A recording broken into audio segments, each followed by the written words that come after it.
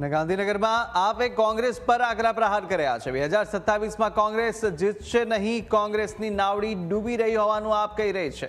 રાજુ કરપડા મામલે ઈશુદાન ગઢવીએ પ્રતિક્રિયા આપી અને કહ્યું કે ભાજપ અમારા નેતા પણ દબાણ લાવી રહ્યા છે। આપને બીજેપી મેનેજ નથી કરી શકતી।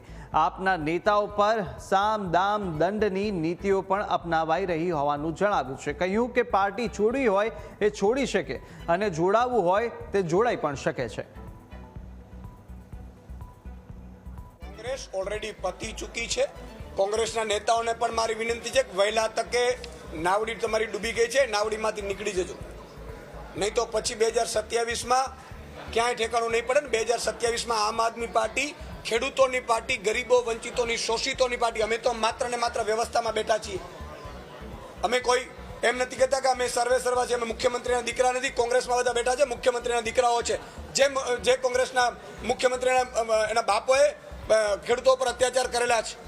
અમે સામાન્ય પરિવારમાંથી આવીએ છીએ, અમે લડીએ છીએ। અમારો ડિમોરલાઇઝ કોઈ ના કરે, ડિમોરલાઇઝ ના કરે અમને। અમે લડીએ છીએ, મજબૂતાથી લડવાના છીએ। જનતા માટે લડવા નીકળ્યા છીએ, અમે લડીશું।